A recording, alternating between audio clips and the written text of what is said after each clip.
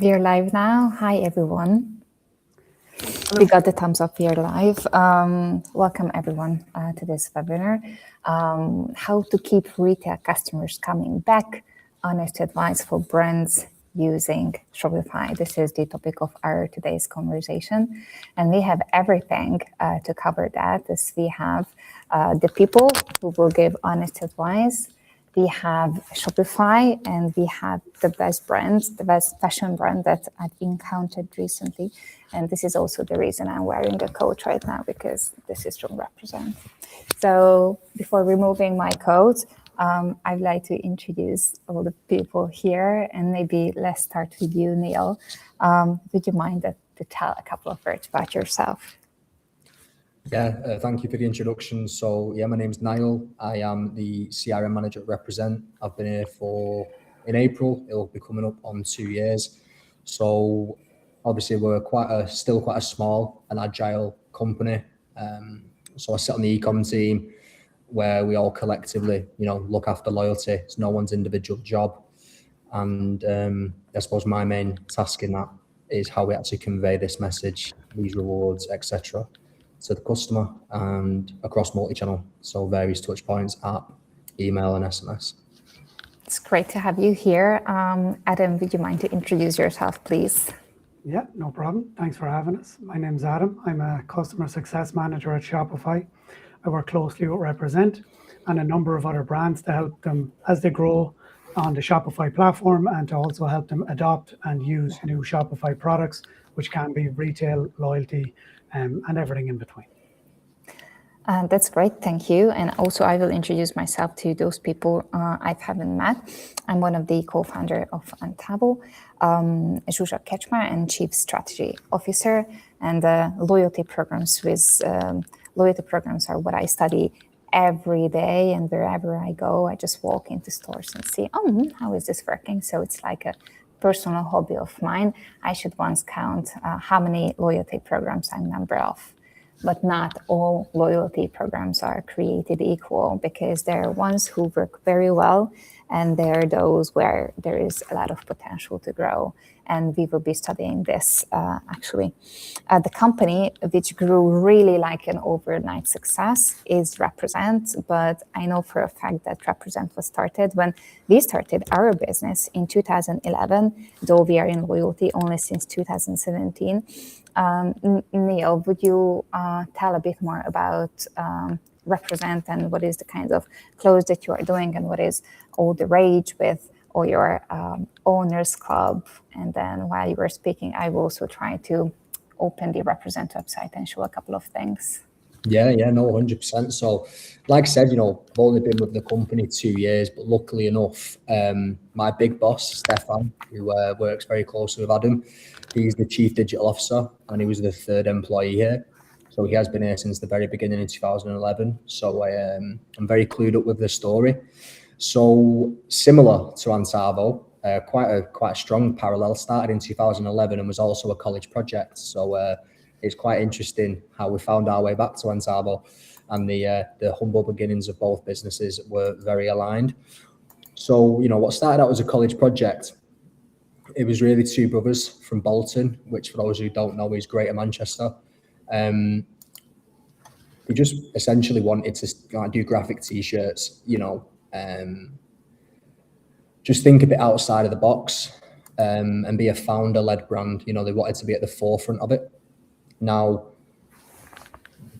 I'd say up until 2018, the brand was, doing well, but sub 10 mil.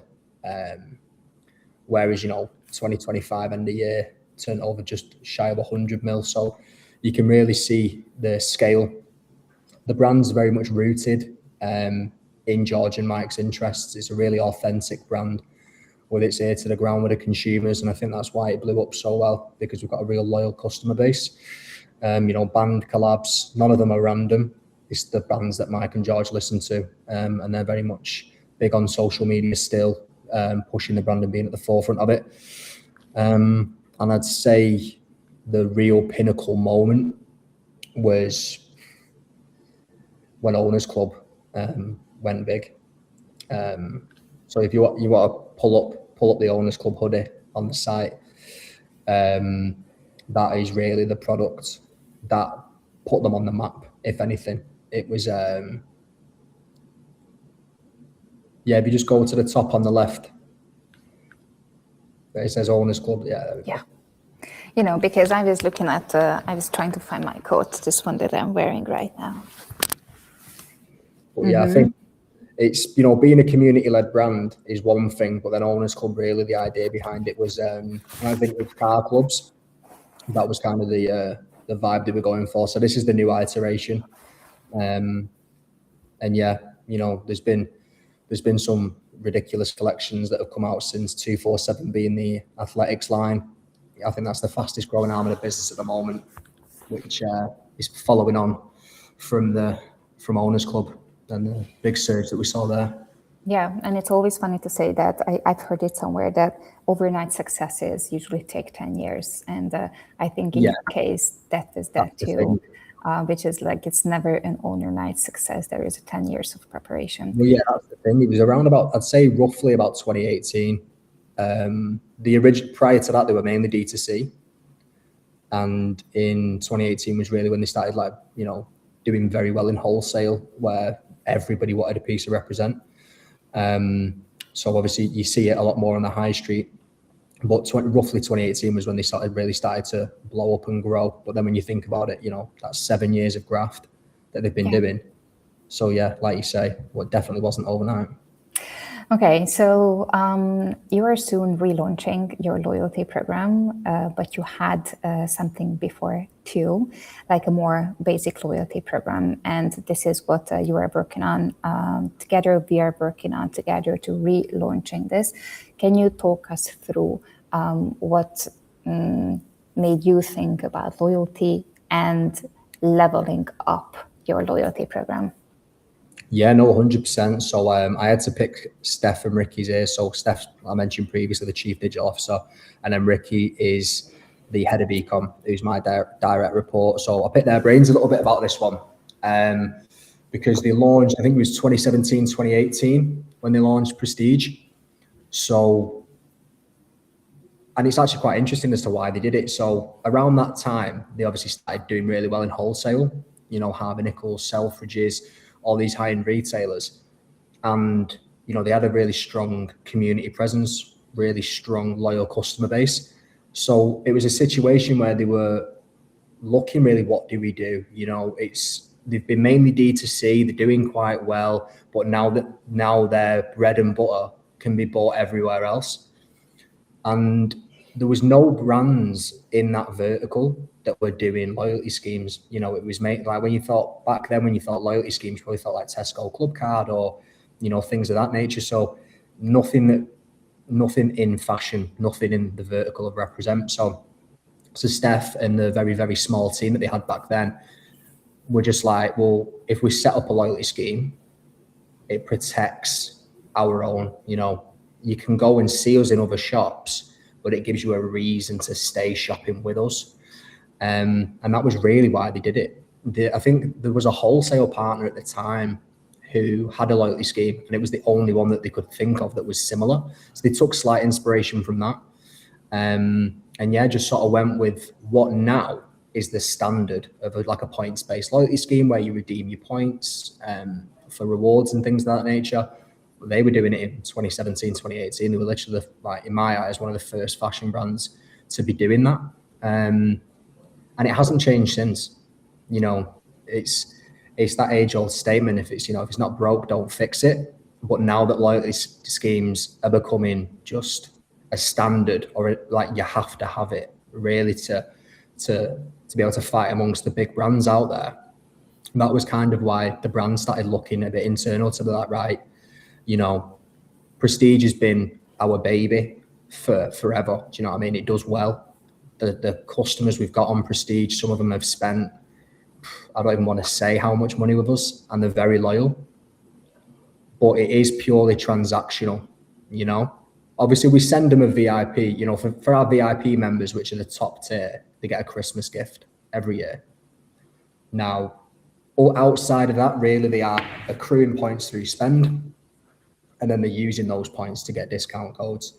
they get a lifetime discount, and then they can also, you know, redeem those points against something else. So there's two mechanics really that we were looking at to improve, which was, how would you get rid of points?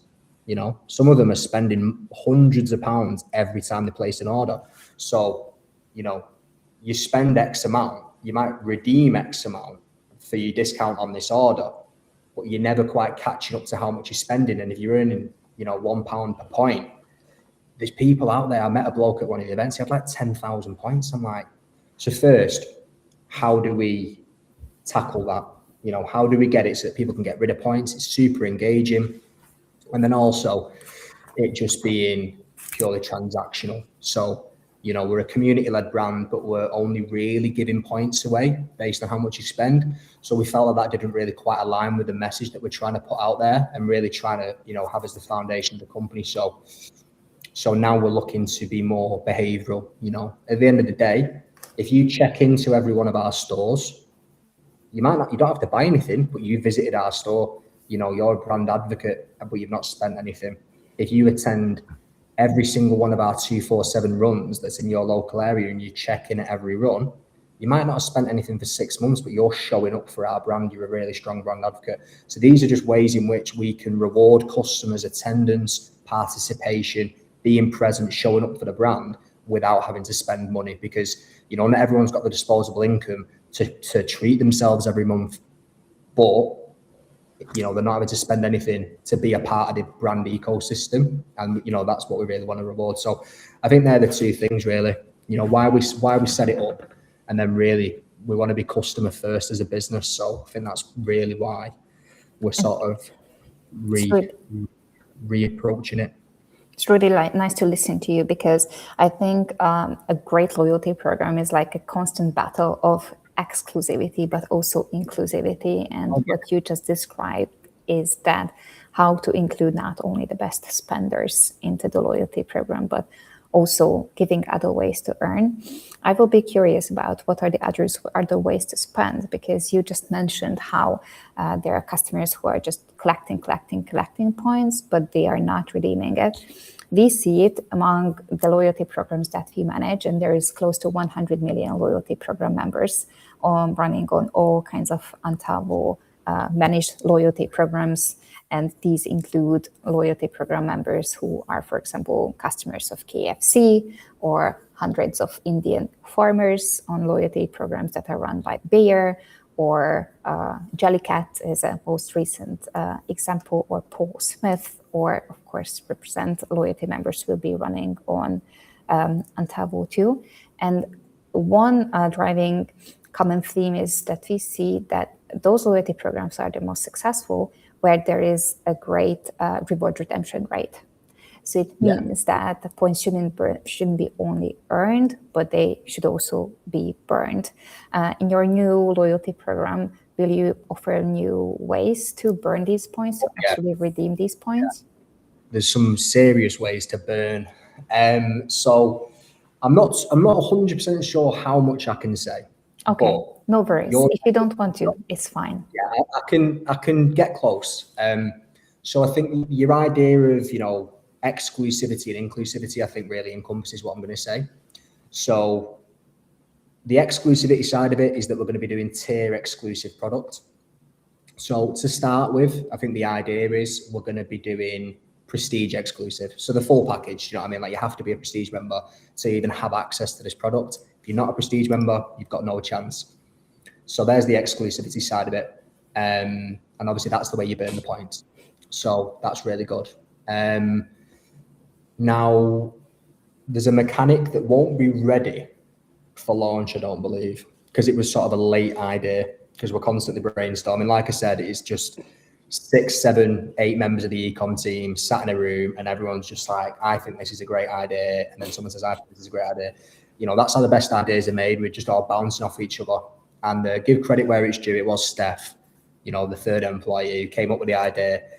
It's kind of going to be like a bidding system kind of thing, where, you know, a bit like eBay, you know, like you place a bid, sort of, that's what it will be. But let's put it this way: the aim is that the products that are available through the bidding system are like one of one. Like, it's not even like, it's just super rare, one of one, guaranteed. No one else will have it.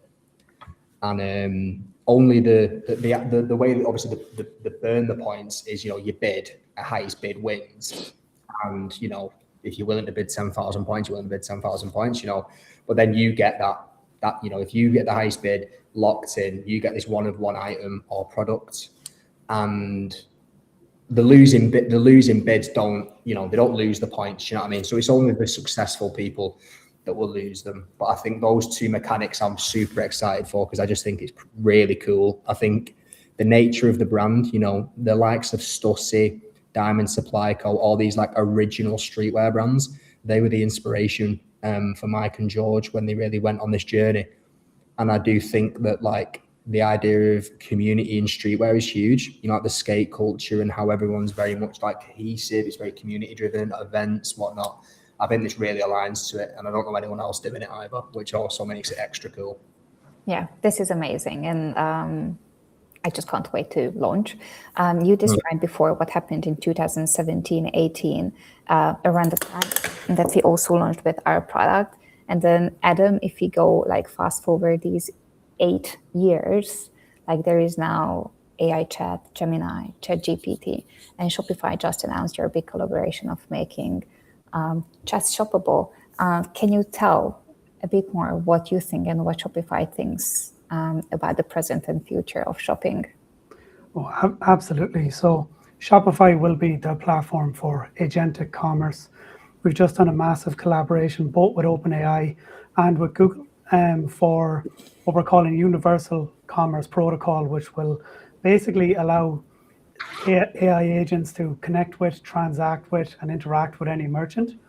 And at the merchant level, this is us trying to keep ahead of where commerce is going. So brands like Represent and all the brands on Shopify, and those not yet on Shopify, to give them the advantage as search changes, because people are changing how they search, how they interact with brands, in a similar way to how loyalty is evolving and changing, where prior it was, you spend this, you get a point for that. And now we're talking about experiential experiences with regards to loyalty. So, Shopify is definitely trying to keep at the forefront of this. So we launched our initial beta with OpenAI, where you can check out inside ChatGPT in the USA. And then next out is coming the Google and Microsoft. So, and what these will allow brands to do and customers to do, it serves both sides. So on the brand side, it allows you to show up in the area and place where commerce is going to start happening. But on the customer side, it will allow the customers to basically ask questions, like come to a website like Represent or any website and say, hey, I'm going out on Saturday night. I like a black shirt, like what have you got? And you chat with the website. It's indexed and is aware of all of the data in your website and the price points, and it knows all of the structured data because Shopify is making that readable and available to the agent. And then it will allow a customer to land on a website and have a conversation essentially with the brand in the brand's tone and all the rules that the brand sets, and hopefully help them complete a commerce journey, which with the end result being either they buy online or they fill a basket and they then go in store and try it on. So like these are the sorts of things that you can do this now. This is a today thing. You could start doing this now. But as we evolve, this is just going to get better and better as people's adoption of these tools grows as well. Yeah, I think all brands can see in their analytics how there is more and more chat referred traffic, and then this will basically close the loop.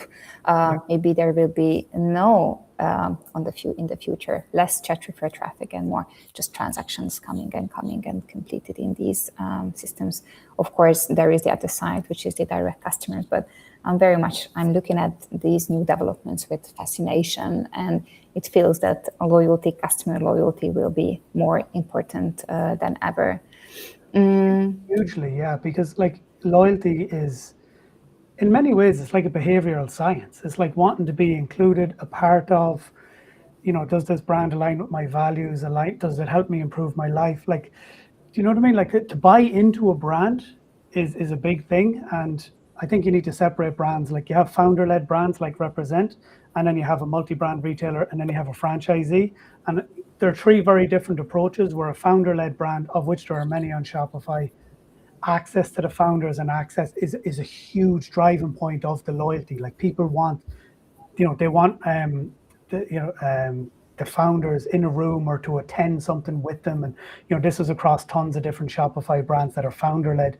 Different strategy for a multi-brand retailer and a franchisee, as you're well aware, because your clients stretch the spectrum of all the different types. But I think that's important to call out as well, that it's very much behavioral science in many ways, how this stuff unfolds and what customers are expecting in 2026 and beyond.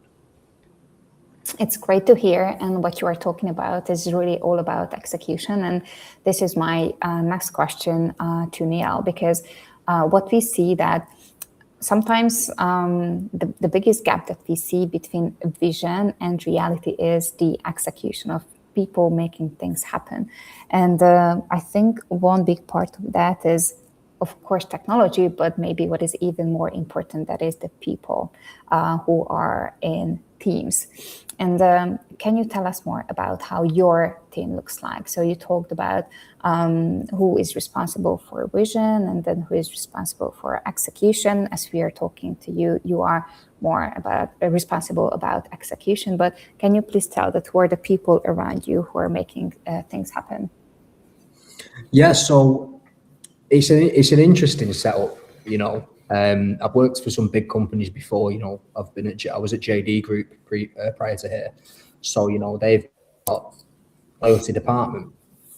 Now, the e-com team, you've got myself, CRM manager, again, more of a retention and sort of execution, portrayal of what customers are earning and spending and what they've got access to. We have an SEO manager, head of e-com, an e-com manager, senior e-com manager, partner who does projects. It's a pretty small team, really. But when I say we genuinely just get in a room and come up with ideas, and we always try and rein it in as well, because the benefit of being a small team is that you can fail fast but learn quick. Do you know what I mean? Like, we're willing to try anything. And I think what helps as well is, I don't think a lot of brands set up loyalty schemes for the right reason. I think if you look at today's market, right, anyone who's looking to do a loyalty scheme now, is it because they've just seen that everybody else has a loyalty scheme and that's why they're doing it? I don't think that's a good enough reason. So the reason why it works for us, just brainstorming ideas, is because we know our consumers. We get regular feedback from our consumers. We have a Facebook group called Rep Talk, which is completely autonomous. We didn't set it up. We do not moderate it. The moderators are some of our most loyal customers. They set this group up. Now there's thousands of people in it. They have open discussions in there. A lot of them have made friends through being part of Prestige and the Represent community. We've had our loyalty customers into the office. We had a mixture of all tiers come in here. We've had them in gym sessions. We did a keynote talk in the room right next to me. So, we've done a lot. And I think we know where to take our loyalty scheme and what direction to do with it, because we have our ear to the ground. I've got some of our biggest spenders on Instagram. I've met them, I talk to them, I interact with them. Now, also what helps is we're a streetwear brand. The e-com team all wear Represent.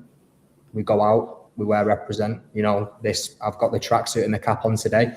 I'd wear this on a night out in Manchester if I was going out and about. So we are the customer. So we're doing it for the right reasons. Do you know what I mean? It's like, what would I want out of it? As a consumer, I'm looking at it. What do I want from this program? What enhancements can I make that not only increase retention, but everyone, I think this is a phrase we've coined internally. Everyone wants a bit of surprise and delight. How can I surprise a customer and delight them? And that's really how we've been looking at this relaunch. So when I say it's just a load of blokes in a room in Bolton, putting their heads together to be like, right, what can we do? How can we do it? And then you just divvy up the tasks. It's like, right, Ricky's gonna have a meeting with the devs. Pat's gonna talk with Adam from Shopify. It's literally how it's done. So I just think, know your customer before you're looking at doing a loyalty scheme. If you don't know your customer, you don't know what they want. You don't know who they are. You don't know the demographic. You just don't know anything about them. So how are you meant to create something to improve retention and make people brand advocates and make it like, well, I'd be silly not to join this loyalty scheme. You can't do that unless you've got your ear to the ground. And also, I think loyalty and CRM is very much a two-way door.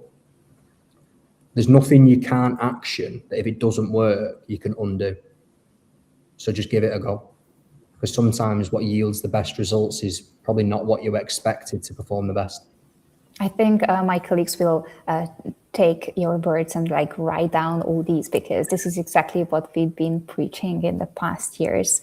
One very important thing of that is make the loyalty program able to change, because there are so many static loyalty programs that they set it once and forget it, and it's not the way to go. A loyalty program can be your playground to experiments, and then you can do new things each month if you would like. And that's the best way also to learn about your customers, to put your ears to the ground, as how you just described. We have the opportunity here in this webinar platform and also on LinkedIn for you, everyone who you are listening to this, to ask questions. And there is one question that someone posted, so I will just add here to the stream. Do you think loyalty matters more for some types of retail brands than the others? That's a good question. And Adam, I will be curious about what you think. But I will give you some time to think about it, because you just read this first. As me, who is looking at loyalty programs, I can totally see this, that at some retail brands, it's much more important, and some others, it may be less important. And it also depends on the frequency of the purchase. For example, we had a customer who was one of the biggest car brands globally. And then, of course, purchase frequency there is very low. But if you think of grocery, that is the other extreme, when purchase frequency happens sometimes even multiple times a day. So there is different purchase frequency. And of course, there is different attitude to the brand, because sometimes there are those founder-led brands where it's easy to develop an affection to. And in other cases, there are kind of those more generic retailers where, for example, a loyalty program can actually help to create that connection. So what do you think about this, Adam? Do you think that loyalty programs matter more for some types of retail brands than the others? Absolutely. I think you hit the nail on the head with things like the frequency of purchase and the industry that they're in. So like on Shopify, some good examples, like you have Glossier, you have Sculpted by Amy, you have a number of these different beauty brands that are creating these really unique experiential, you can buy online, you can come in store, you can have, products tried on, and you're working with stylists and things like that. So on a brand like that, like they're definitely like loyalty programs. You can do some really cool and creative stuff. I think the differentiation between like, again, a founder-led brand, multi-brand retailer, and like a franchise is very different, because for some of them, it's going to be very transactional, particularly at the franchise level. You buy a coffee, buy X coffees, get X free. It's very black and white. But, and I mean, they can try, like they do try in these apps now to like give you bonuses and give you a bit of surprise. But I think for a founder-led brand who wants to create community and create a sense of belonging to that community, again, for a group of people who have shared values. This is why, Niall, to your point earlier, where you said you're friends with some of these customers that you met, you may not have known these people, but you share values. Maybe even that value is just like, we like to dress a certain way. Maybe we're just into our fitness and our health. We're into healthy eating. Like, if you share interests and values with those customers, and if they share it with the brand, then they're more aligned to become a loyal retail, a loyal customer, both across D2C and retail, because they're buying into your brand. Like, ultimately, like the whole package, not just the makeup product or the health supplement or the item of clothing. They're buying into what you stand for, and the message that you're putting out into the world. And Adam, when you are thinking of your own customers, because of course at Shopify, but also among your own customers, you can see many brands and retailers working. Do you see these kind of similar shifts across the brands that you are working with when loyalty is done well? And do you see brands where, or areas where there is the biggest impact in the customer journey in terms of customer loyalty? Oh, I've just witnessed this firsthand, like at the highest level, throughout Black Friday, Cyber Monday, Q4. It's only the 16th of January. We're just out of, basically the biggest trading quarter for Shopify. Merchants put billions through the platform in a single weekend. Merchants who did loyalty well. And what I mean by that is they had early access to sale items for customers. They had exclusive product available to loyal customers who had purchased in the past. They had ways for customers to engage with the brand through their online assets, which then, like a network effect, got them more visibility for the brand, maybe even reduce some of their ad costs because they had people commenting, sharing, like engaging with the actual online content that had been put out there. The merchants who did that, like I seen firsthand, did exceptionally well versus those who didn't. And those who didn't and maybe just did a blanket, site-wide discount, or kind of like email everybody and just let them know there's a sale on.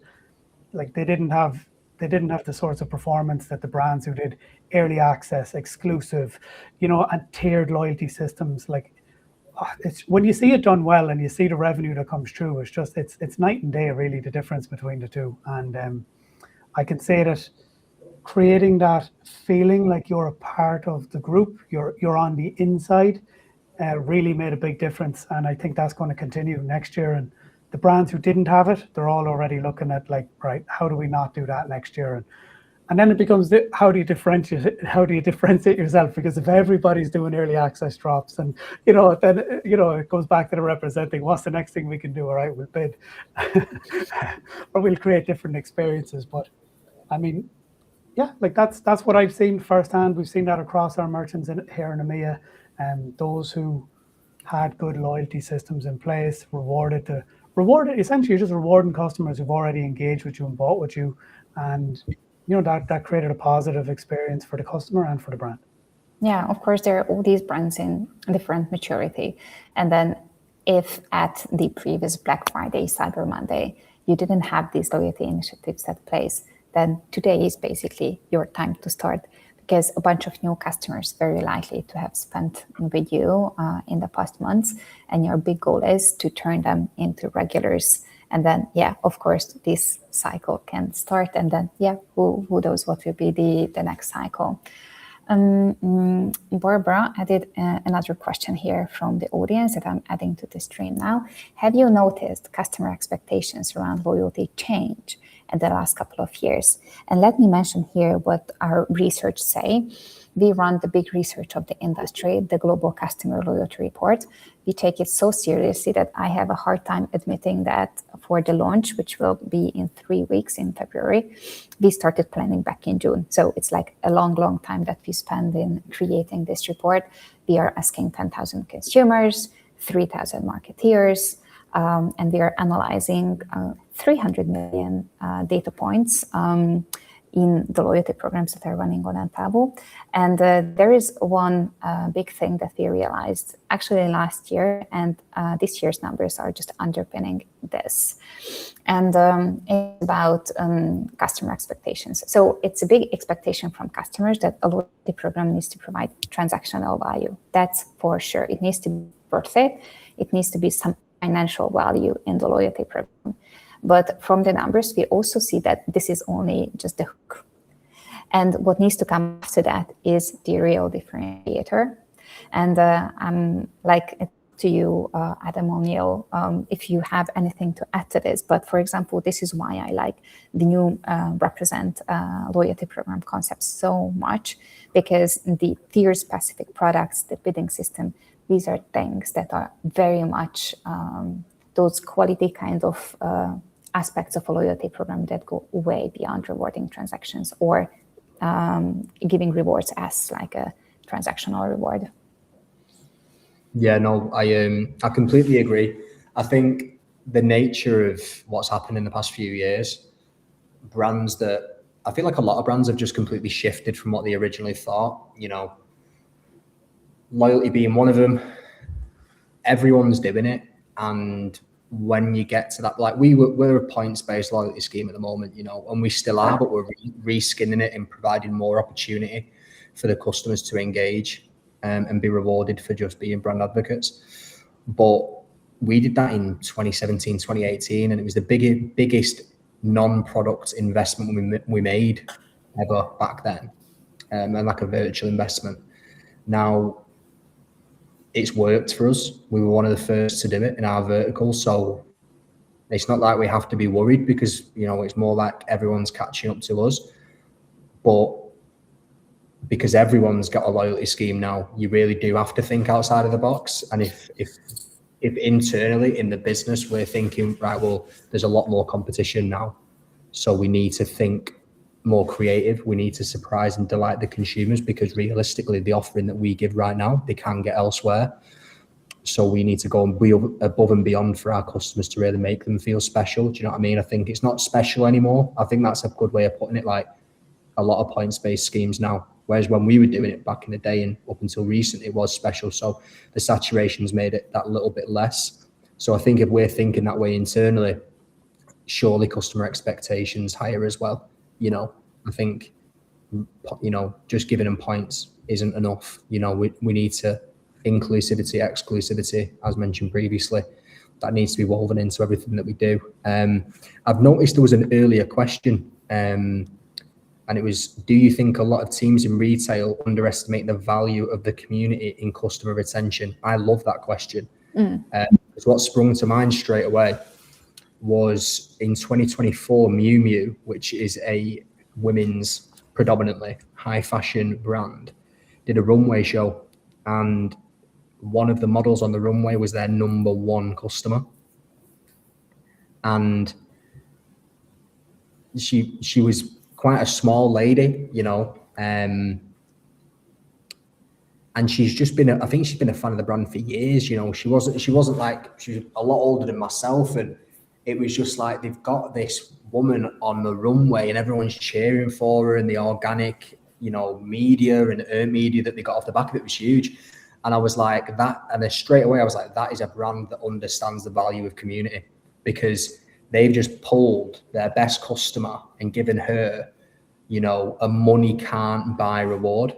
And I think that phrase is really important. I think a lot of teams in retail do underestimate the value of community, because like Adam highlighted before, you know, community is really important because, for instance, I'm teetotal. I've lost a lot of weight through being teetotal. I've been on a bit of a fitness journey.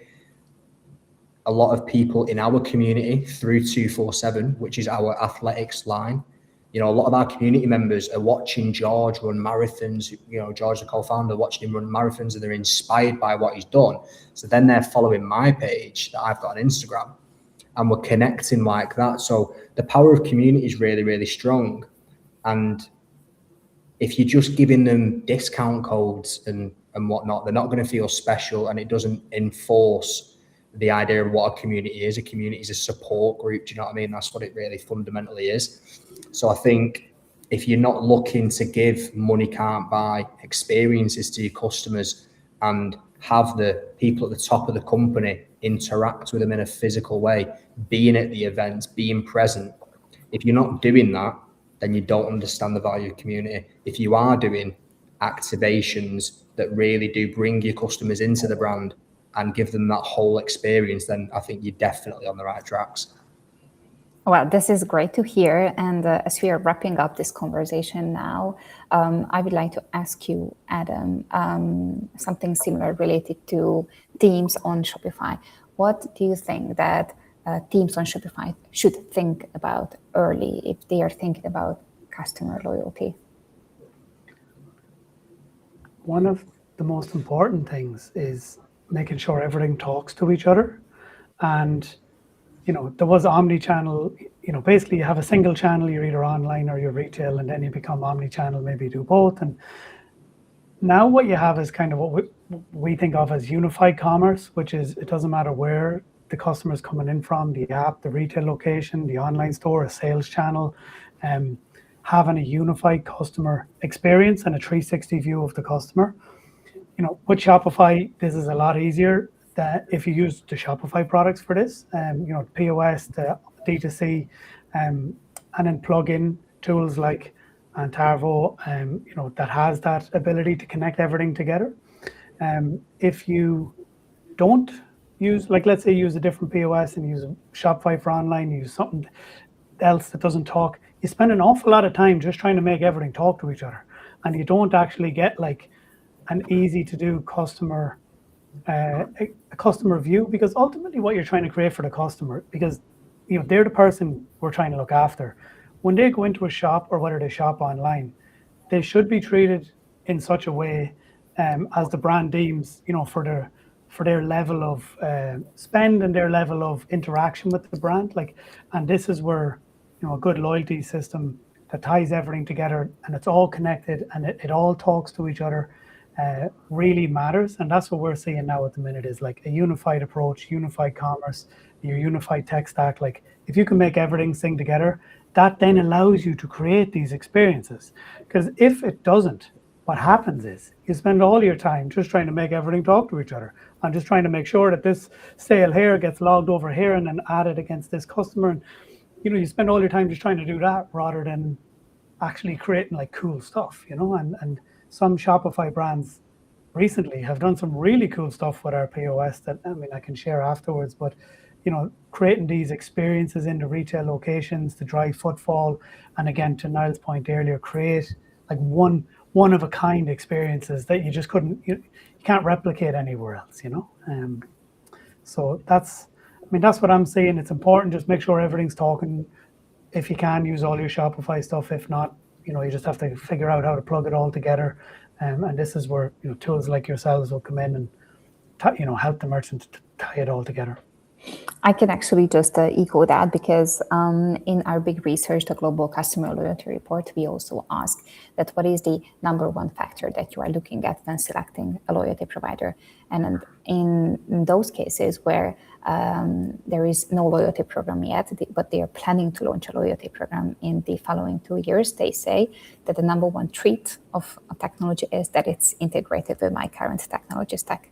So this is just so important. And this is why we have a whole team of people who are responsible within the product team to the integration to different systems. When it's about people who already have a loyalty program, this number one trait of a technology solution is the ease of use. So those people who are over that, okay, integration, implementation checked, we have a running loyalty program. The next thing that becomes important is the ease of using the platform. And this really drives all our efforts into the AI co-pilot that now we have in Antavo in the product development that we will be doing in the future. Niall, there is one question from Stephanie, and I don't know if you can answer this, if you have data related to this, but I think this is quite a nice one just before we wrap up.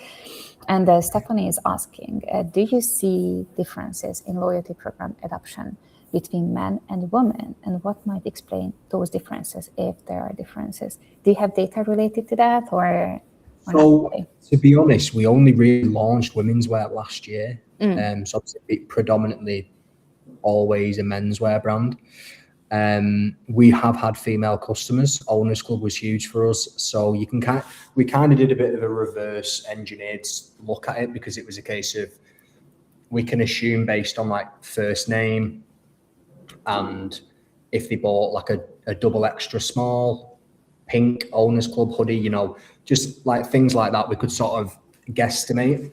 In terms of actual adoption of loyalty though, not really, because we are a predominant menswear brand. It's just not something we've sort of put the what's the word? We've not put the staff behind a task like that, just because we are predominantly menswear. But now that we're going into womenswear, it's certainly something that we are going to look into, and it'd be interesting to see, because, you know, the behaviours are completely different. I think for a menswear brand that's gone into womenswear, you know, adoption for a male, I assume, would be a lot easier, because we're already well rooted in menswear. Whereas because we're new to womenswear, it may be a bit more of a considered adoption, because it's like, well, there's other options that have stronger foundations in womenswear. So I think I can definitely see there being a difference, but I'd be very interested to find out what that'd be.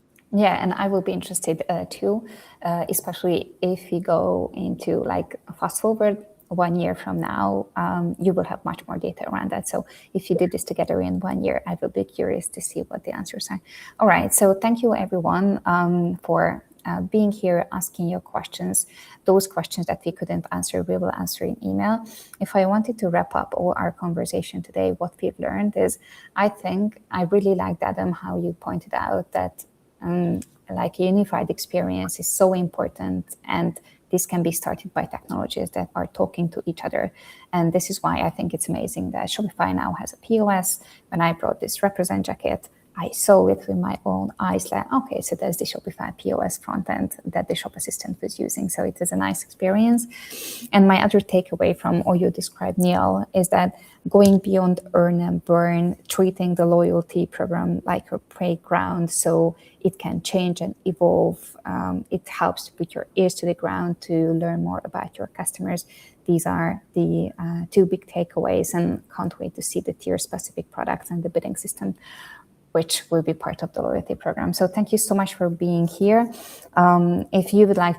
If you, everyone on this call, would like to learn more about loyalty programs, Antavo is, I think, one of the biggest sources on the internet that helped all the GPTs out there to learn and give back information.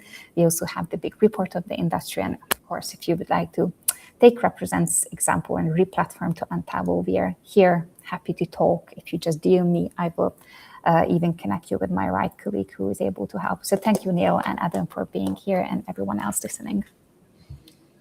Thank you for having us. Cheers, thank you. Thank you. Bye-bye. Bye, everyone.